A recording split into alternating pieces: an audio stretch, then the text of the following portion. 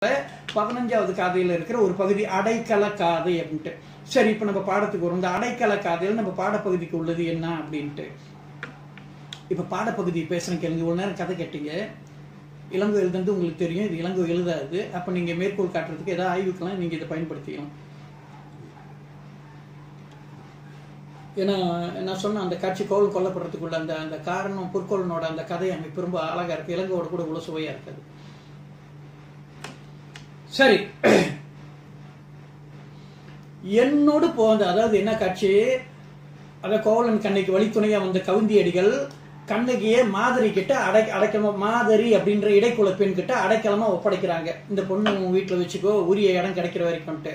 அப்ப சொல்லும் போது அந்த கண்ணகியோட சிறப்பை சொல்றாங்க. அடைக்கல பொருளை எப்படி வச்சு காப்பாற்றணும், மோசம்னு அப்படிலாம் காப்பாற்றணும். சரி, அப்படின்னா இப்படி காப்பாற்றணும், இந்த பொருளோட சிறப்பு என்னன்னு கேட்பாங்க. அப்ப அந்த சிறப்பு அவங்க கேட்காம அவங்க மனசுல தோன்றும் போது இவங்க பதில் கொடுக்குறாங்க. என்னன்னு சொல்றாங்க, இதை பாடப்பகுதி பேசுறேன், கொஞ்சம் மாணவர்கள் கவனமா கேளுங்க. என்னோடு போந்த இளங்கொடி நங்கைதன் வண்ண சீரடி மண்மகள் அறிந்திலல் கடுங்கதிர் வெம்மையின் காதலன் தனக்கு நடுங்கு துயர் எய்தி புலரவாடி தன் துயர் காணா தகைசால் பூங்கொடி இன் துணை மகளிருக்கு இன்றியமைய கற்பு கடம்பூண்ட இத்தெய்வம் அல்லது பொற்புடை தெய்வம் யாம் கண்டிலமால். இவ்வளவுதான். சரி, வரி வரியா சொல்றேன் கேளுங்க. ரொம்ப சுலபமானது. விளங்குச்சுன்னு சாதாரணமா எழுதிட்டு போயிடலாம். நீங்க சுத்தி வளைச்சு எழுத வேணாம். நான் ஏற்கனவே சொல்லியிருக்கேன், இந்த வர்ணனை அது இதெல்லாம் தேவையில்லை. உரைக்கு செய்தி தான் முக்கியம். வர்ணனை இடம் கொடுத்தா உரையில எழுதலாம், இல்லாட்டினா தேவையில்லை அப்படின்ட்டு. என்னோடு போந்த யாரு கவுந்தியடிகள் சொல்றாங்க மாதிரி கிட்ட, மாதிரி வயசானவங்க. என்னோடு போந்த என் கூட புறப்பட்டு வந்த இளங்கொடி நங்கைதன், இளங்கொடி போல இருக்கிற இந்த பெண்மகள் யார், கண்ணகி. இளங்கொடி நங்கைதன் இளங்கொடி போல இருக்கிற, ஏன்னா இன்னும் இளமையா இருக்காங்கன்னு சொன்னோம் இல்லையா, இன்னும் இளமை மாறாம இருக்கிறாங்க, இளங்கொடி போல இருக்காங்கன்ட்டு. வழக்கமா இந்த கொடி துடின்றதெல்லாம் இடுப்புக்கு ஓமையை காட்டுறது. இங்க பொதுவாகவே கண்ணகியை கொடியோட கொண்டு வராங்க. அதனால நம்ம இடுப்பை பத்திலாம் பிறகு வேற இடத்துல இடம் கிடைச்சா பேசுங்க வேணாம். ஏன்னா ரொம்ப நேரம் நம்ம பேசிட்டேன் நான், அப்புறம் உங்களுக்கு போர் அடிச்சிடும். அது வேற இடத்துல எங்கேயாச்சும் சுலபமா வர இடத்துல பார்ப்போம். என்னோடு போந்த என் கூட புறப்பட்டு வந்த இளங்கொடி நங்கைதன் இளங்கொடி போல இருக்கிற இந்த கண்ணகியின் வண்ண சீரடி அழகிய பாதங்களை மண்மகள் அறிந்திலல். பூமாதேவி பார்த்ததுல இந்த இடத்த கொஞ்சம் பார்ப்போம், நீங்க தெரிஞ்சுக்கிறதுக்காக. ஆனா எழுத வேண்டிய சூழ்நிலை இல்லை. வண்ண சீரடின்றாங்க.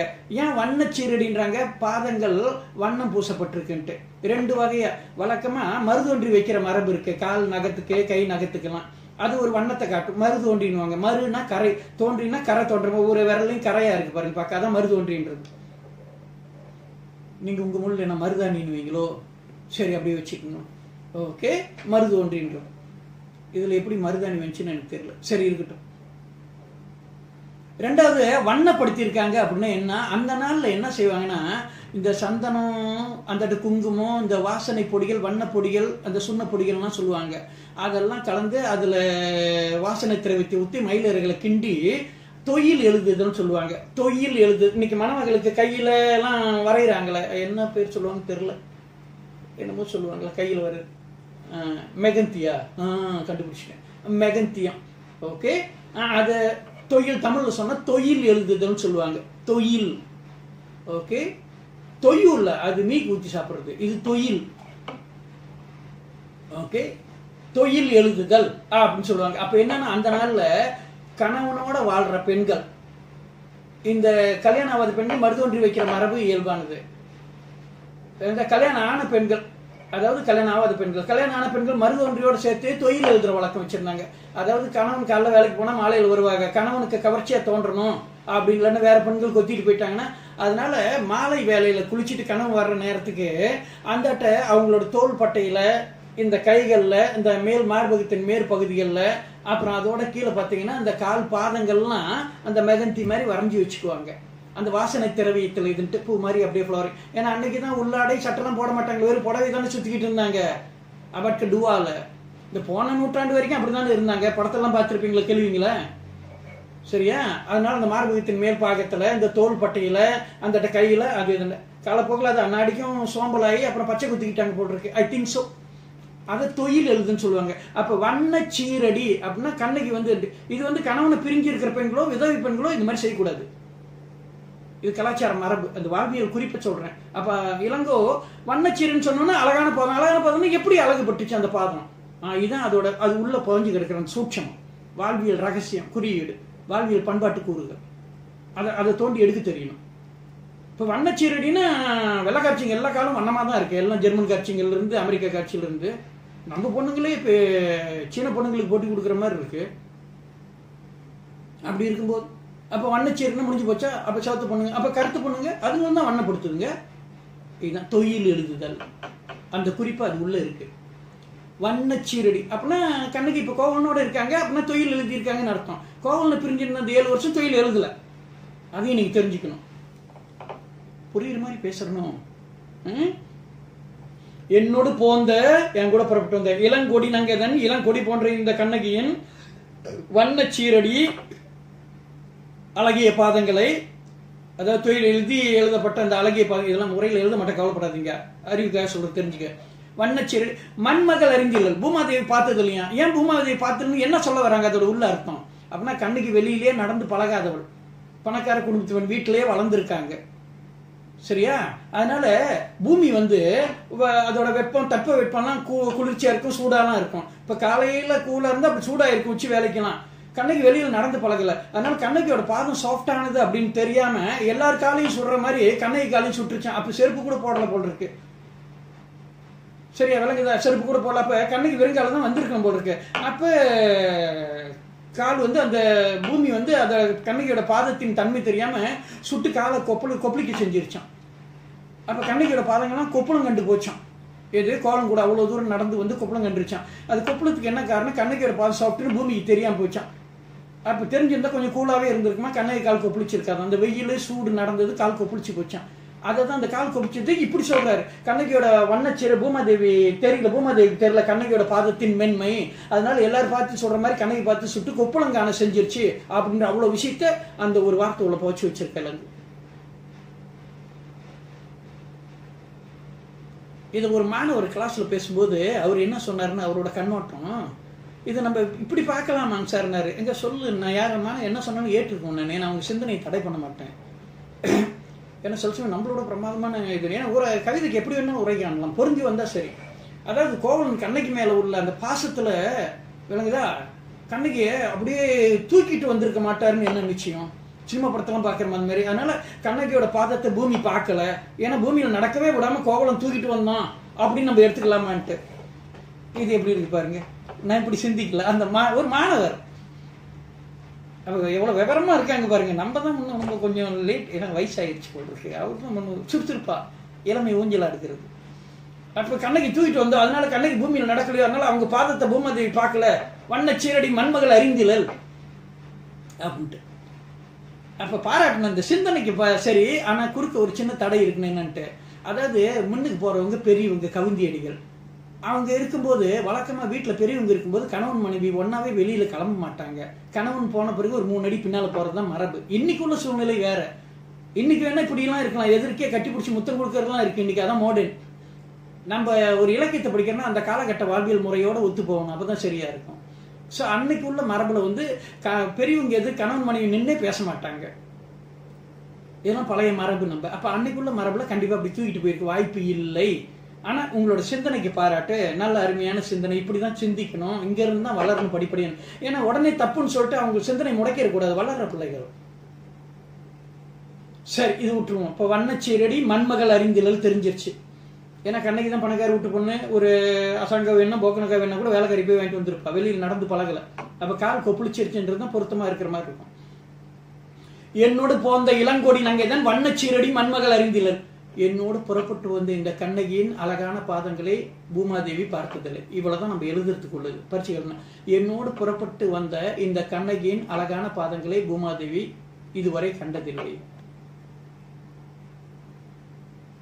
என்னோடு புறப்பட்டு வந்தவள் இந்த கண்ணகி, இவளின் அழகிய பாதங்களை இதுவரை பூமாதேவி கண்டதில்லை. இப்படி எழுதுனீங்கன்னா கூட ஓகே, சின்ன சின்னதா உடைச்சு.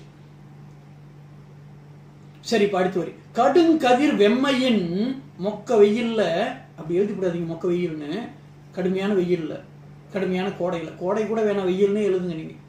கடுங்கதிர் வெம்மையின், விளங்கியதுல வார்த்தை கடுங்கதிர். காதலன் தனக்கு அப்படின்னா கோவலன் லவ்வரா, காதலனுக்காக வேண்டி வந்தாங்க, அவன் பின்னால் நடந்து வந்தாங்கன்னு. இந்த காதலன்ற வார்த்தைக்கு பழைய இதில் எடுத்துக்கிட்டிங்கன்னா பல மாதிரி அர்த்தம் இருக்கு. இன்னைக்கு தான் நம்ம வந்து வேற மாதிரி இருக்கு. அன்னைக்கு என்ன மாதிரி அர்த்தம் அப்படின்னா, இந்த காதலன்ற வார்த்தைக்கு என்னென்ன அர்த்தம் இருக்குன்ட்டு நீங்களே சொல்ல முயற்சி பண்ணுங்க. நான் ஒரு வாக்கியமா சொல்றேன், உங்களால பிடிக்க முடியுதான்னு பாருங்க. ஒரு பெண் எதிர்க்கு இருக்க ஆண் கிட்ட சொல்றாங்க, காதலரே, வாக்கியத்தை கவனிங்க, காதலரே உங்கள் காதலர் தன் காதலரோடு இங்கு வந்து நம் காதலரையும் அழைத்து கொண்டு அண்ணாத்தே சினிமாவுக்கு சென்றுள்ளார். ரஜினியோட அது இப்போ வர்றதுக்கு தயாரா இருக்குல்ல, அது வந்துருச்சுன்னு வச்சுக்குவோம். ஓகே, அப்போ இன்னும் ஒரு 6 மாசம் கழிச்சு இது பார்க்கும்போது அப்புறம் கத்திங்காலம் ஜாமான் ஆயிரும். இது எப்பயுமே ஃப்ரெஷ்ஷா இருக்கணும் பாருங்க, அதனால அப் டு டேட்டா வச்சுக்குவோம். நம்ம காதலரே உங்கள் காதலர் தன் காதலரோடு இங்கு வந்து நம் காதலரையும் அழைத்துக் கொண்டு அண்ணாத்த சினிமாவுக்கு சென்றுள்ளார். சரி, இப்ப என்ன அர்த்தம்? காதலரே, கணவரே, அத்தான் கணவரே, உங்கள் காதலர் அதாவது உங்கள் நண்பர் தம் காதலரோடு அதாவது தன் மனைவியோடு இங்கு வந்து நம் காதலரையும் அழைத்து கொண்டு நம்ம மகனையும் அழைச்சிக்கிட்டு அண்ணாத்த படத்துக்கு போயிருக்காரு. அப்ப காதலன்னா என்ன அர்த்தம்? கணவன், நண்பன், மனைவி, மகன். கழகத்தமிழ் கையகராதியில 118வது பக்கத்துல 8வது வரியில இப்படி விளக்கம் சொல்லப்பட்டிருக்கு. பழைய பதிப்பு சொல்றேன் நான், புதிய பதிப்புனா பக்கம் மாறி இருக்கும். அதாவது சைவ சித்தாந்த நூறு பதிப்பு கழகம் வெளியிட்ட கழகத்தமிழ் கையகராதின்ற புக்குல 118வது பக்கத்துல 8வது வரியில இந்த காதலன் அப்படின்ற வார்த்தைக்கு இப்படி அர்த்தம் கொடுத்து வச்சிருக்காங்க. அப்ப இந்த இடத்துல காதலன் அப்படின்னாக்கா கணவன் அப்படின்னு பொருள் எடுக்கணும். இன்னைக்கு நம்ம வாழ்வியல் எப்படி இருக்க, கல்யாணத்துக்கு முன்ன வரைக்கும் காதலன், கல்யாணம் ஆன அந்த மறுகாலத்துல இருந்து கணவன். அன்னைக்கு அப்படி இல்லை. இப்ப இந்த இடத்துக்கு வந்து காதலன் தனக்குன்னா கணவனுக்காக வேண்டின்னு இருக்கு. அந்த ஒரு கதை சொன்ன குரங்கு சொன்னா அதுல நீங்க பாத்தீங்கன்னாக்கா அந்த குரங்கு மகனா வச்சு காப்பாத்தணும்னு அவங்களும் அப்படி காப்பாத்தினாங்க. அந்த குரங்கு செத்து போச்சுன்னு சொன்னோன்னு எப்படி சொல்றாரு அந்த இடத்துல, காதர் குரங்கு கடை நாள் எய்தவும், வாழ்க்கையின் கடைசி நாள் செத்து போச்சு. காதர் குரங்கு மகன், மகன் போல் வளர்ந்த குரங்கு. அங்க காதல் அப்படின்றது மகனை குறிக்குது காதலன்ட்டு, இங்க காதலன்னா கணவனை குறிக்குது. இதுலயே எடுத்துக்கலாம், இந்த அதிக இந்த பாப்புலயே.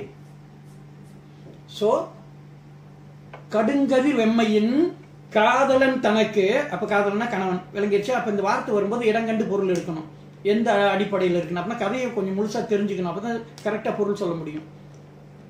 ஒரு சொல் அந்த காலகட்டத்தில் என்ன அர்த்தத்தை இருந்துச்சுன்னா அந்த காலத்து அர்த்தத்தை தான் கொடுக்கணும், இன்னைக்குள்ள அர்த்தத்தை இப்போ யூஸ் பண்ண முடியாது. இப்போ 2ஆம் நூற்றாண்டுல நாற்றம் அப்படின்னா வாசம்னு அர்த்தம். அப்போ நாற்றம்னு அங்கே இருந்துச்சுன்னா வாசம்னு இன்னைக்கு விளக்கம் எழுதணும். நம்ம துர்நாற்றம்னு எழுதணும்னா மீனிங் கெட்டு போயிடும். அதனால இப்போ இன்னைக்கு வந்து நீங்க உடனே நாற்றம்னா வாசம்னு இன்னைக்கு எழுதுனீங்கன்னா பொருள் சரியா வராது. இன்னைக்கு நாற்றம்னா நாற்றம் சொல் வந்து காலத்துக்கு என்ன பொருள் கொடுக்குதோ அந்த பொருள் தான் கொடுக்கணும். அதை விட்டுட்டு நீங்க பழைய தமிழ் யூஸ் பண்றேன்ட்டு இந்த மாதிரி பொருள் மாறி விளங்குறதெல்லாம் யூஸ் பண்ண முடியாது. அன்னைக்கு பழிச்சு நான் உன்னை பழிச்சு பேசுறேன்னா புகழ்ந்து பேசுறேன்னு அர்த்தம், இன்னைக்கு பழிச்சு பேசுறேன்னா உன்னை பழியா பேசுறேன்னு அர்த்தம். இந்த மாதிரி நிறைய சொற்கள் எதிர்பதமான பொருள் கொடுக்கறது இருக்கு. இதெல்லாம் எச்சரிக்கையா கையாளணும். அப்ப பாட்டுக்கு உரை எழுதணும், உரை சொல்றேன்னா அது எந்த காலத்துல எழுதப்படுது, அன்னைக்கு அந்த சொல் என்ன பொருள் கொடுத்துச்சுன்னு தெரிஞ்சுக்கிட்டு தான் உரை எழுதணும். இன்னைக்கு நீங்க விளங்கி இருக்க மொழியை வச்சுக்கிட்டு அங்க ஒன்றும் வாசிக்க முடியாது. அதுக்காக எல்லாம் இல்லை, சில சொற்கள் தான் இந்த மாதிரி மாறி இருக்கும், மற்ற இதெல்லாம் இயல்பா தான் இருக்கும், ரொம்ப ஒன்றும் மாறல.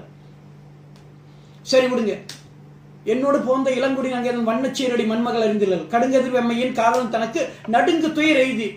எது அந்த வெயில்ல, அந்த வெயில் பார்த்தா எப்பா இந்த வெயில்ல எவன்டா வெளியே போவான், நெல் வெயில் அடங்கிட்டோம் அப்புறமே வெளியில போகலாம் அப்படின்னு சொல்லுவாங்க சிலர். இப்ப கூட பார்த்துருப்பீங்க. அந்த மாதிரி வெளியில அடிக்கிற வெயில பார்த்து மக்கள் நடுங்கி வீட்டுக்குள்ள இருக்கிற மாதிரி அப்படிப்பட்ட வெயில்ல கோவலம் பின்னால வந்திருக்காங்க. நடுங்கு துயர் எய்தி நான் புலர வாடி, நாக்கு வறண்டு போச்சேன், தண்ணியும் இல்லை. போகும்போது மினரல் வாட்டர் எடுத்துட்டு போகல அவங்க, அதான் பிரச்சனை. ஓகே, ஏன்ட்டு கேட்டுனா கோக் கொடுத்துருப்பேன், அதையும் கேட்கல, அவங்க தவறிட்டாங்க. ஓகே, நடுங்கு துயர் எழுதி நான் புலர வாடி, புலரனா காஞ்சி போறது, உலர்ந்து போறது. நடுங்கு துயர் எழுதி உள்ளமே ஐயோ இந்த வெயில்ல எவன்டா போவான் அப்படி நடுங்கத்தக்க துயர் எழுதி நான் புலர வாடி. தன் துயர் காணா தகைசால் பூங்கொடி. தன் துயரத்தை அப்படிப்பட்ட சூழ்நிலையும் தன் துயரத்தை இப்படிப்பட்ட இது இந்த துயரம் இதையும் இப்படிப்பட்ட சூழ்நிலை தன் துயரத்தை காணாம கணவன் துயரத்தை பெரிதான் நினைக்கிறாங்களாம். பாவம் அவருக்கு நம்மளுக்கு எப்படி இருக்கு, அவருக்கு இன்னும் எப்படி இருக்கும் அப்படின்ட்டு. ஓகே விளங்குதா? தன் துயருக்கான தகைசால் பூங்கொடி. இந்த இடத்துல எனக்கு இன்னும் விளக்கம் கிடைக்கல, உங்களுக்கு விளக்கம் கிடைச்சா சொல்லுங்க, உங்ககிட்ட இருந்து நான் கிடைக்கிறேன். தன் துயர் காண தன் துயரத்தை பெருசா நினைக்காம கணவன் துயரத்தை பெருசா நினைச்சு வந்தவள் கண்ணகி. தகைசால் பூங்கொடின்றார் யாரு? கண்ணகிய. உயர்ந்த தகைமைனா உயர்ந்த பண்பு கூறுகள், உயர்ந்த பண்பு கொண்ட கண்ணகி பூங்கொடின்றாரு. கொடின்னு சரி நியாயம், கண்ணகி இந்த இடத்துல இருந்து பூங்கொடின்றாரு. இது எனக்கு சரியா படல. ஏன்னா கண்ணகி பூக்காத கொடி, பிள்ளை இல்லாதவள். கண்ணகி குழந்தை இல்லை கண்ணகிக்கு. அப்படி இருக்கும்போது எப்படி பூங்கொடின்னு சொல்ல முடியும்? பூக்காத கொடி. இதுக்கு இளங்கோ எந்த இடத்துல எப்படி விளக்கம் கொடுக்குறான்னு தெரியல. இது இந்த துறையில ஆய்வு பண்ணவங்களை கேட்கணும். என் லெக்சர் கவிதைகள் ஆய்வு பண்ணி டாக்டர் பட்டம் வாங்கின ஒரு டாக்டர் NV ஜெயராமன்ட்டு. அப்போ இந்த இலக்கிய இதில் ஆய்வு பண்ணவங்ககிட்ட கேட்டாக்கா இதுக்கு ஏதாவது விளக்கம் வச்சிருப்பாங்கன்னு தெரியல. ஏன்னா கண்ணகி பூக்காத கொடி, பூங்கொடி இல்லை. இது ஒரு பிள்ளை இல்லாத காப்பியம் அப்படின்னு என்னோட உணர்வு. ஏன்னா காப்பிய மரபுன்னு எடுத்துக்கிட்டாலே சூரிய உதயம், சூரிய மறைவு, அந்த அரசாட்சி முடிசூட்டல், அந்த குழந்தை பெற்றெடுத்தல், இதெல்லாம் அதோட சீரி. அப்போ இதில் பார்த்தா குழந்தை பெற்றெடுத்தல் இல்லை. ஆனால் மாதவி என்ன சொல்லுவாங்க, மணிமேகலை கண்ணகியின் மகள்னு. ஏன்னா அவங்க மகன் சொன்னாக்கா கணியர்குள்ள பேரு கெட்டு போயிடும் அப்படின்றதுக்காக தன் மகளுக்கு பாதுகாப்புக்கு சொன்னாங்கன்னு அப்படி எடுத்துக்கலாம் நாங்கள். ஸோ அதனால இது பூக்காத கொடி தான். தன் துயர்கான தகைசால் பூங்கொடி. எனக்கு தெரியல, உங்களுக்கு தெரிஞ்ச சொல்லுங்க. அப்படி இல்லைன்னா உங்க ஆசிரியருக்கு பாடம் சொல்லி கொடுத்தாங்கன்னா அவங்க கிட்ட கேட்டு பாருங்க. சோதிக்கிற மாதிரி கேட்காதீங்க, விளக்கத்துக்கு கேளுங்க. வாத்தியாரை சோதிக்காதீங்க, வேணாம், கடுப்பாயிருவாங்க. ஓகே. நானே நியூஸில் படிக்கிற சமயத்தில் சில கேள்வி கேட்பேன், லட்சம் கேட்பேன், ஏதோ கேள்வி இருந்தால் கேளுங்கன்ட்டு. நான் பொதுப்படையாக இருந்தால் கை தூக்கி கேள்வி கேட்பேன். சில கேள்வி அவங்களே ஊஜி பண்ணுற மாதிரி இருக்கு. நம்ம அவங்கள ஊஜி பண்ணுற நோக்கம் இல்லை, நம்ம கேள்வி தான் கேட்குறோன்னா அந்த கேள்வியோட தன்மை அப்படி இருக்குன்னா கேட்க மாட்டேன் நான். அவங்க கேட்டால் இது கேள்வி இருக்கான்னு கேட்டால் கூட இல்லைன்னு சொல்லிட்டு அப்புறம் ஒரு 1/2 மணி நேரம் கழிச்சு தனியாக பர்சனலாக அவங்க ரூமில் போய் உட்காந்து கேட்பேன். இப்படி ஒரு இது இருக்குது, நீங்கள் சொன்ன பாடத்தில் இப்படியும் ஒரு கேள்வி வருது, இது எப்படி பதில் வரும்ன்ட்டு. அப்போ அவங்களுக்கு தெரியும் நார்மல் கேள்வி கிளாஸில் கேட்குறவன் இது ஏன் கேட்கலன்ட்டு. ஏன்னா அவங்களே சோதிக்கிற மாதிரி இருக்கு பாருங்க. அதனால் லெக்சர்ஸ்க்கு என்கிட்ட ஒரு மதிப்பு இருந்துச்சு. அதாவது நான் மரியாதை தெரிஞ்ச பையன் அப்படின்ட்டு. ஏன்னா நான் ஆசிரியராகவும் உங்கள் பிள்ளைங்களுக்கு பாடம் சொல்லி கொடுத்தா, மாணவனாகவும் நியூஸில் படித்தேன். அதனால் அந்த உணர்வு தெரியும் எந்த கேள்வி எப்படி அப்படின்னு. அதனால் அவங்க வாத்தியார் சோதிக்காதீங்க, வேணாம், தப்பு. சரி, தன் துயர்கான தகைசால் பூங்கொடி. அதாவது கொளுத்தும் வெயில்ல தன் துயரத்தையும் பெரிதா கருதாம தன் கணவன் துயரையே பெரிதா எண்ணி அவன் பின்னால் நடந்து வந்த உயர் பண்பு கொண்டவள் இந்த கண்ணகி. கொளுத்தும் வெயிலில் தன் துயரத்தையும் பெரிதாம் எண்ணாமல் நாவும் வறண்டிட கணவன் துயரத்தையே பெரிதாக எண்ணி அவன் பின்னால் நடந்து வந்தவள். இன் துணை மகளிருக்கு இன்றியமையா கற்பு. கணவனுக்கு இனிய துணையா விளங்குற பெண்களுக்கு அந்த இன் துணை மகளிர்னு சொல்றது 2 அர்த்தம் இருக்கு. அப்ப பெண்கள் எப்படி நடந்துக்கணும்ன்ற ஒரு குறிப்பு அதுல இருக்கு. அதான் கணவனுக்கு இனிய துணையா நடந்துக்கணுமா, இன்டைரக்டா சொல்றாரு. இன் துணை மகளிருக்கு கணவனுக்கு இனிய துணையா விளங்குற பெண்களுக்குன்னு ஒரு அர்த்தம். அந்த விளங்குற பெண்களுக்குள்ள இனிய துணையா விளங்கணும் அப்படின்றது இன்டைரக்டா சொல்லியிருக்காரு, வெளிப்படையா சொல்லாம. ஆனா இன்னைக்கு எங்க உதவியா இருக்காங்களா, உபத்திரவமா இருக்காங்களா தெரியலையே. இப்படி சொன்னோம்னா கட்சி கட்டிட்டு பேசுறேன்னு சொல்லுவீங்க. அதுவும் பயமா இருக்கு எனக்கு. 2 பக்கமும் கோளாறு இருக்கு. சரி விடுங்க, இதை பத்தி பேச வேணாம் நம்ம. ஆனா இதுக்கு சொல்றேன், இன் துணை மகளிருக்கு இன்றியமையா. கணவனுக்கு இனிய துணையாக விளங்கும் பெண்களுக்கு இன்றியமையாதது கற்பு நெறி. அப்படின்னா கணவனுக்கு இணைய துணையா விளங்கணும் பெண்கள்ன்ற கருத்து இன்டைரக்டா அது உள்ள இருக்கு. அதாவது இதுல ஒரு சூட்சம் என்னன்னா, நபிகள் நாயகம் சொல்லுவார், உழைச்சவனோட வியர்வை காயறதுக்குள்ள கூலியை கொடுத்துடணும் அப்படின்னு சொல்லுவார். அப்ப இதுல வெளிப்படையா என்ன தெரியுதுனாக்கா, முதலாளிங்களுக்கு அட்வைஸ் பண்ற மாதிரி தான் இருக்கு. ஆழ்ந்து பார்த்தா வேலைக்காரனுக்கும் ஒரு அட்வைஸ் உள்ள வச்சிருக்காரு. உழைச்சவனோட வியர்வை காயறதுக்குள்ள கூலியை கொடுத்துரு அப்படின்னு சொன்னா என்ன அர்த்தம்? உழைச்சவனோட வியர்வை காயறதுக்குள்ளனா அந்த முதலாளிக்கு உழைக்கிறவன் வியர்வை சிந்தி உழைக்கணும்ன்ற ஒரு குறிப்பும் அது உள்ள தெரியுதா இல்லையா? அதனால தானே அந்த வியர்வை காயறதுக்குள்ளன்ற வார்த்தையை பாவிச்சிருக்காரு அவர். அப்படின்னா வியர்வை சிந்தி உழைச்சிருக்கணும் முதலாளிக்காக. அப்ப உழைச்சவனோட வியர்வை காயறதுக்குள்ள கூலியை கொடு அப்படின்னா முதலாளிக்கு சொல்ற மாதிரி இருக்கு. ஆனா இன்டைரக்டா தொழிலாளிக்கு சொல்லியிருக்காரு பாத்தீங்களா? அதான் நபி மொக்காரு அலி. ஓகே, அதனால தான் ரசூலுல்லாஹ். சரி, அதே போலதான் அது இது போஞ்சி கிடக்குது பாத்தீங்களா? இவனும் அது வேர்வை சிந்த உழைக்கணும் உண்மையா முதலாளிக்கு. அந்த மாதிரி இன் துணை மகள் இருக்கு. கணவனுக்கு இனிய துணையா விளங்க வேண்டிய பெண்களுக்கு உரிய பண்பு கற்பு. அப்ப கணவனுக்கு இனிய துணையா விளங்கணும் பெண்கள்ன்ற கருத்து இன்டைரக்டா சொல்லியிருக்கு. அப்ப கணவன் அப்படின்றீங்களா? கணவன் அப்படிதான் இருக்கணும். கோவலன் சரியில்லை, தப்புதான். கோவம் செஞ்சு தப்புதான். அவனுக்கு யார் வக்கால் போங்க? தப்பு தப்பு, குற்றம் குற்றமே. இன்னைக்கு அப்படிதான். சரியா? அதனால சொல்றேன், இந்த பாட அமைப்புக்கு சொல்றேன். இன் துணை மகளிருக்கு இன்றியமையா கற்பு. கணவனுக்கு இனிய துணையை விளங்குற பெண்களுக்கு இன்றியமையாது கற்பு. அந்த கற்பு கடம் உண்டு. அந்த கற்பையே ஒரு ஆபரணமாக பூனை பெற்று வந்திருக்காங்களாம் கண்ணகி. சரி கற்பு, சரி கற்புனா என்ன? கம்பு த பாயிண்ட். கற்பு அப்படின்னா என்ன? ஓகே, அதாவது வாரியார் சுவாமிகள் சொல்லுவாரு, கல் குற்றல் பூ கற்பு, கல் போல இருக்கணும். அந்த பூக்கு என்ன அர்த்தம்? அப்ப பெண்கள் வந்து அப்படி அந்த மன கட்டுப்பாடு வந்து அப்படி கல் போல உறுதியா இருக்கணும். கல், சரி கல், பூக்கு என்ன அர்த்தம்? அப்ப விரும்பின மாதிரி விளக்கம் கொடுக்கலாமா? இந்த சமயத்துறையில உள்ளவங்க இந்த சமயத்துறை பாடல்களுக்கு அவங்க விருப்பத்துக்கு அந்த எழுத்துக்கு வார்த்தை எழுத்தெல்லாம் உடச்சி போட்டு விருப்பத்துக்கு விளக்கம் சொல்லுவாங்க. இந்த அருணகிரிநாதர் பாடின அந்த திருப்புகள் பார்த்தீங்கன்னா டு டு டு டு டு டு டு டி டி டி டின்னு வரும். அது ஒரு டூடுக்கும் ஒரு டிடிக்கும் இவங்க ஒரு விளக்கம் சொல்லுவாங்க. அப்படி எந்த விளக்கமும் கிடையாது இதுன்னு. ஏன்னா இவங்க அவங்களுக்கு அந்த அவங்களுக்கு வளைஞ்சு வர்ற மாதிரி இதுன்னுகிட்டு அந்த மொழி இதுல அப்படிலாம் இங்க அகாடமிக்கல்ல எடுக்க முடியாது. அதனால அது செல்லுபடி ஆகாது. நான் அவங்க குறை சொல்ல, இலக்கிய ரீதியில கதை வேற, இந்த எஜுகேஷன் வேற. அப்ப கல் கூட்டல் பூ, அதனாலதான் அந்த அம்மி பாருங்க, அம்மி மேல காலை வச்சு அருந்ததி பார்த்து காலில் மிஞ்சி போடுறாங்க. அப்ப கல் அந்த அம்மி கல் மாதிரி உறுதியா இருக்கணும் அப்படின்னு இருக்கலாம். அப்படின்னா இப்ப முடியாது. இப்ப பேசாம பிளண்டர் வச்சு பிளண்டர் மேலதான் கால் வச்சு மிஞ்சி போடணும். அப்ப பிளண்டர் மாதிரி அது அடிக்கடி ரிப்பேர் ஆகிருது, அது பிரச்சனை. அதனால தான் பொண்ணுங்க முடக்கி பண்றாங்க போட்டுருக்கு. காலத்துக்கு தகுந்த மாதிரி தான் சொல்லணும். ஓகே, அப்படிதான் நினைக்கிறேன். சரி, இப்போ நீங்க வீட்டில் இருக்க பொண்ணுங்க சரி அந்த மிக்சர் மேல கால் வச்சு நீங்க மிஞ்சி போட்டுக்கலாம். இந்த பெரிய சாப்பாடு கடையெல்லாம் பெரிய உருளை மாதிரி இருக்காதுன்னு, அதுக்கு என்ன பிளண்டர்? அது பேரு பெருசு இருக்கு. சாப்பாடு கடையெல்லாம் பெருசு மாவாட்டுறது அதே ஆடுமே. அப்ப அது மேலதான் கொண்டு வந்து வச்சு காலை வச்சு போடணும். சரி விடுங்க, அது ஒரு பக்கம் இருக்கட்டும். அதாவது இந்த கற்புன்றது நாட்டுக்கு நாடு, காலத்து காலம், இனத்துக்கு இனம் மாறுபட்டு விளங்கக்கூடியது. ஒரு உண்மை தெரிஞ்சுங்க. வள்ளுவர் காலத்துல கற்பு பத்தி எப்படி சொல்லப்பட்டுச்சு அப்படின்னா தெரிஞ்சுக்கங்க. ஆய்வுக்காக சொல்றேன். கற்பு அப்படின்னா சரியா தெரிஞ்சுக்கணும், அப்புறமே அது உண்மையான அர்த்தத்துக்கு வரேன் நான். வள்ளுவர் காலத்துல வந்து ஒரு பெண்ணை பார்த்து ஒருத்தன் அவளையும் அந்த ஜிகு அங்காட்டா இருக்கலாம் அப்படின்னு மனசுல நினைச்சிட்டானா கூட அந்த பொண்ணு கற்பில் வந்துருச்சுன்னு அர்த்தம். பிறன் மனம் புகா கற்புன்னு சொல்லுவார். அதாவது அடுத்தவன் மனசால அந்த பொண்ணை பார்த்து அல்லேமா அங்காட்டா இருக்குன்னு சொன்னா கூட அந்த பெண் கற்பில் வந்துருச்சான். இப்படின்னா தைபூஸ்ல சுத்துற எந்த பொண்ணாச்சும் கற்போட இருக்குன்னு உங்களால சொல்ல முடியுமா? ஏன்னா தைபூஸுக்கு போற பாதி பசங்க சூச்சி மாத்தான்றானுங்க. சரியா? அப்ப ஸ்கூல்ல படிக்கிற பொண்ணுங்க கற்போட இருக்குன்னு சொல்ல முடியுமா உங்களால? வள்ளுவர் காலத்துக்கு. அதனால அப்ப புர்டா போட்டிருந்தாங்க. அப்ப பெண்களுக்கு புர்டா விளக்குறதே ஆண்கள் தான், பெண் சுதந்திரத்துக்காக போராடுறது. சரி, இது வள்ளுவர் காலத்துல. அப்புறம் பார்த்தாங்க இல்ல அப்படிலாம் முடியாது, அடுத்த தலைமுறை அப்படிலாம் முடியாது, பார்த்தா ஒண்ணு கெட்டு போவாது, ஒரு ஆணும் பெண்ணும் தனிமையில் நின்று பேசிக்கிட்டா அந்த பொண்ணு கருப்பு கெட்டு போச்சுன்னு சொன்னாங்க.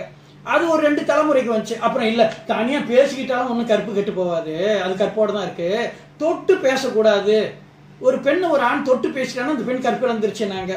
அது ஒரு 2 தலைமுறைக்கு வந்துச்சு. அப்புறம் அது மாச்சே, தொட்டு பேசினாலும் ஒன்னும் கருப்பு கெட்டு போவாதுப்பா, அந்த பொண்ணு கற்போட தான் இருக்கு, அது கட்டி பிடிச்சி உம்மனா கொடுக்க கூடாது, அப்படி கட்டி பிடிச்சி உம்மனா கொடுத்தா அது கருப்பு கெட்டு போச்சுன்னு அர்த்தம், கற்பு இழந்துருச்சுன்னு அர்த்தம்ட்டு. அப்புறம் அப்படி கட்டி பிடிச்சி அப்புறம் பார்த்தாங்க விளந்தா அது கட்டி பிடிச்சி உம்மனா கொடுத்தான்ட்டு. இப்ப அங்கிருந்து தாண்டி வந்து இப்ப பாட்டி காலம் வரைக்கும் அப்படி இருந்துச்சு. இன்னும் பாட்டி மாதிரி அந்த உணர்வோடு தான் இருக்காங்க. இப்ப நம்ம பிள்ளைங்க ஏதாச்சும் பர்த்டேன்னு சொல்லிட்டு பசங்க யாராச்சும் வந்து கை கொடுக்கணும், கேள்வி முறைச்சு பார்க்கலாம், இது என்ன பழக்கம் இது அப்படின்னு இருக்கலாம். ஒன்னும் அவங்க காலத்துல இருக்காங்க. இன்னைக்கு அப்படி இல்லை. இன்னைக்கு கற்பனை என்னது, அது கட்டி பிடிச்சி உமனாலாம் கொடுக்கலாம், அது பாசத்தின் வெளிப்பாடு, அது ஒன்றும் கற்பு கெட்டு போயிடல. ஒரு ஆணும் பெண்ணும் உடல் ரீதியில உறவு வச்சுக்கிட்டா அந்த பெண் கற்பு இழந்துருச்சு அப்படின்னு. இது இன்னைக்கு உள்ள அளவு கருவி கற்புக்கு. அன்னைக்குமே சரியா சொல்றேன்னு நினைக்கிறேன் நான். இது இன்னும் 2 தலைமுறை போனுச்சுனாக்கா உங்க பேர பிள்ளைங்க காலத்துல அது இதெல்லாம் பியாசாலாம், ஆணும் பெண்ணும் உறவை ஏற்படுத்தி பியாசா. அதாவது கல்யாணத்துக்கு முன்ன அந்த பொண்ணு வந்து கர்ப்பம் ஆகக்கூடாது, கர்ப்பம் ஆயிடுச்சுன்னா அந்த பொண்ணு கற்பு இழந்துருச்சுன்னு அர்த்தம்னு ஒரு ஸ்டோரி வரப்போகுது உங்க பேர பிள்ளைங்க காலத்துல. அப்புறம் இன்னும் 2 தலைமுறை பண்ணோம்னா அதுவும் கர்ப்பமாகலாம் பியாசாலாம், அதெல்லாம் ஒண்ணும் இல்லை, கல்யாணத்துக்கு முன்ன குழந்தை பெற்றுக்கூடாது, பெற்றுக்கிட்டா அந்த பொண்ணு கற்பு இழந்துருச்சு அப்படின்னு வரும். அது ஒரு 2 தலைமுறை வந்த உடனே அதை தாண்டி அந்தாட்ட நீங்க அதுக்கிட்ட செத்து போயிருவீங்க, போதும் நம்ம இங்கே நிப்பாட்டி. ஓகே, விளங்கிருச்சா? இதுதான் கற்பு. இப்ப கற்பு நம்ம எந்த எல்லையில நிக்கிறோம், எங்க ஆரம்பிச்சிச்சு, எங்க நிக்கிறோம், அது எங்க போய் முடியும் அப்படின்னு சொல்லிட்டு நானு இப்பயே கூட சில சிரி அந்த வாடை லேசா அடிக்குது திரைமறைவுல. ஸோ இது இருந்துகிட்டு தான் இருக்கு. நாட்டுக்கு நாடு மாறுபட்டது அந்த கற்பு நெறின்றது. நம்ம நாட்டிலே எடுத்துங்க, ரவி 7 மணிக்கு பிறகு ஒரு கார்டன்ல ஆணும் பெண்ணும் மலை கடிச்சு தனியா உட்காந்து பேசிக்கிட்டு இருந்தா முடிஞ்சு. கல்வெட் கேஸ், கல்வத்தனம் பண்ணிட்டாங்களாம். கல்வெட் வா மக்கமா காடிக்கு, வா மக்கமா லூரிக்குன்னு ஏற்றிட்டு போயிடுறான். ஓகே விளங்குதா? இதே வெள்ளக்காரன் கேட்டானா அவன் ரவு 12 மணிக்கு பார்லன்னு தண்ணி போட்டு இந்த பக்கம் அன்ஷிகா, இந்த பக்கம் அனுஷ்கா கூட்டி தோல் மேல கை போட்டு அப்படி இந்த பக்கம் ஒரு உமனா அந்த பக்கம் ஒரு உமனா கொடுத்து சிரிச்சுக்கிட்டே போவான். அவன் இது கேள்விப்பட்டானா இந்த மாதிரி இருக்குன்னா என்னடா ஒன்னும் காட்டாண்டிகளா இருக்காங்கன்னு சொல்லிடுவான். இது அவனோட ஒழுக்கம், கற்பு நெறி. ஆக கற்புன்றது நாட்டுக்கு நாடு காலத்துல மாறுபடக்கூடியது. இதுதான் கற்புன்னு சொல்ல முடியாது. உண்மையிலே கற்புனா என்ன அர்த்தம்? கணவனால் மனைவிக்கு கற்பிக்கப்படுவது கற்பு. அங்கிருந்து வந்தது. எப்படி கணவனால் மனைவிக்கு கற்பிக்கப்படுவது கற்பு அப்படின்னா என்ன கற்பிக்கிறது? அன்னைக்கு கூட்டு வாழ்க்கை, எது விவசாயம் ஒரே நேரத்தில் உழுதுது, பேரளவு இதுன்ட்டு. அப்போ ஒரே குடும்பமா இருந்தாங்க, ஒரு பெரியவங்க தலைமையில் இருந்துச்சு. அப்போ அந்த மாதிரி கல்யாணம் பண்ணிக்கிட்டு வரும்போது வந்த மணமகளை அந்த மருமகளால் குடும்பம் பிளவுபற்றக்கூடாதுன்றதுக்காக அப்போ அவன் கல்யாணம் பண்ணிட்டு கூட்டிட்டு வர மனைவி கூட்டு வந்தானா அவன் வந்து கற்பிக்க மனைவிக்கு என்னன்னு கற்பான். அந்த பாரு எங்க அம்மா இப்படிப்பட்டவங்க அவங்க கிட்ட இப்படி நடந்துக்கோ, இது எங்க அப்பா அவர் பரவாயில்ல பிரச்சனை இல்லை, அதை பாரு எங்க அண்ணன் இந்த ஆள்கிட்ட ஒரு அடி அட்டன் பேசி எட்டி அரைஞ்சிருவான் இந்த ஆளு, அதை பாரு எங்க அக்கா கொஞ்சம் அவங்க ஒன்றும் பரவாயில்ல, இது என் தங்கச்சி ஒன்று சுத்தல் விட்டுருவான், அதுக்கிட்ட எச்சரிக்கையா பழகு, இவன் என் தம்பி இவன் பரவாயில்ல பிரச்சனை கொடுக்க மாட்டான், அப்படி யார் யார்கிட்ட எப்படி நடந்துக்கணும் அப்படின்னு கற்பிக்கிறது கணவனுக்கு. பெண்ணோட அம்மாவும் அங்கே சொல்லி அனுப்புவாங்க, அம்மா போற இடத்துல மாமனார மாமியார நாத்தனார அனுசரிச்சு நடந்துக்கணும்லாம் சொல்றது கேட்டிருப்பீங்க. ஆண்களுக்கு யாரும் அப்படி சொல்றது இல்லை, சொன்னா சிரிச்சிருவீங்க நீங்களே. சோ தட் அப்ப இந்த மாதிரி வர்றது இப்படி வந்த சூழ்நிலையில அப்ப வீட்டுக்கு வந்தாக்கா அனுசரிச்சு போகணும். அந்த பொண்ணு அவங்க வீட்டுல இருக்க மாதிரி உரிமையோட பார்த்தா அங்க குடும்பம் வம்பாயிரும். அத பொதுவாகவே பிரச்சனைக்கு உறுதியான அந்த பெண்ணோட அந்த கணவனோட தங்கச்சி இந்த நாத்தனாரு அப்படின்ட்டு, அது நல்ல பொண்ணா இருந்தா நாத்தனாரு, ஏதாவது வம்பு பண்ணா அது நாத்தனாருல நாத்தனாய் அப்படிதான் வச்சுக்கணும் பேர், வேற என்ன செய்யறது இருக்கு. அப்படி சில பேசும்போது கேட்பாங்க உங்க வீட்டு நாத்தனார் எப்படி இருக்கு, என் வீட்டு நாத்தனாய்க்கு அதை கேட்கறியா அப்படின்னு. சரி, இதான் கிராமத்து தோட்டத்தில் பேசுன டைலாக் சொல்லிக்கிட்டு இருக்கேன். இப்ப ஒரு பேச்சுக்கு வச்சுக்கோம். இப்ப கற்பிக்கப்படுவதுன்னு இப்ப என் மனைவி அடுத்தவன் சொன்னா ஒதிப்பான், அதனால வச்சுக்கோம். இப்ப நான் கல்யாணம் பண்ணிட்டு அந்த காலத்து வாழ்க்கைக்கு வரேன். என் மனைவி கூட்டு வரும்போது சொல்றேன், இந்த பேர் எங்க அம்மா இப்படி பாத்துக்கோ, எங்க அப்பா எங்க அண்ணன் எங்க அக்கா எங்க ஏன்னா எல்லாம் அன்னைக்கு ஒரு குடும்பமா தானே இருந்தது அப்படி சொல்லிட்டு வச்சுங்க. இப்படி இருக்க சூழ்நிலை ஏதோ என் தங்கை கிட்ட, எனக்கு தங்கை இல்லை இருந்தாலும் சொல்றேன், என் தங்கை கிட்ட ஏதோ பேசுறது, பேசும்போது ஏதோ கருத்து வேறுபாடு வந்துருச்சு ரெண்டு பேருக்கும். இப்போ என் மனைவி பேசுறதும் சரி, என் தங்கை பேசுறது அடாவடித்தனமா இருக்கு, இருந்தாலும் அது பேசு. ஏன்னா அது வந்து என்கிட்ட உரிமை கொண்டாடுது, எங்க அண்ணன் அப்படின்னு, இவன் வந்து என் மனைவி என் கணவர் அப்படின்னு, இங்கதான் பிரச்சனையே. ஸோ அந்த மாதிரி இருக்கும்போது என் தங்கச்சி ஒரு மாதிரி ஈகோவா இதுன்னுகிட்டு இருக்கு. இப்போ பிரச்சனைன்னு வந்துருச்சுன்னு வச்சுங்க, எங்க வீட்டில் எல்லாரும் யார் பக்கம் நிற்பாங்க? என் தங்கச்சி பக்கம் தான் நிற்பாங்க, என் மனைவி பக்கம் நிற்க மாட்டாங்க, அவங்க நியாயம் பார்க்க மாட்டாங்க, உணர்ச்சி பூர்வமா இருப்பாங்க. இப்போ என் பாடு தான் திண்டாட்டினா எங்க நிற்கிறது அப்படின்ட்டு. இப்போ இந்த மாதிரி சிச்சுவேஷன்ல பிரச்சனை வரக்கூடாதுன்னா இப்போ என் மனைவிக்கு நான் என்ன ஆரம்பத்தில் கற்பிச்சதுனால இப்போ ஏதோ கருத்து வேறுபாடு வந்துருச்சு என் மனைவி என் தங்கை கிட்ட பேசிட்டு இருக்கும்போது. இப்போ இந்த மாதிரி ஆன உடனே என் மனைவி என்ன பண்ணணும், டப்புன்னு செட்டார் பண்ணிக்கிட்டு அங்கிருந்து சோப் போட்டுறணும், என் தங்கச்சி கிட்ட சோப் சோப் சோப் போட்டு அங்கிருந்து ஸ்லோ மிஷன்ல ஒடியாடணும்.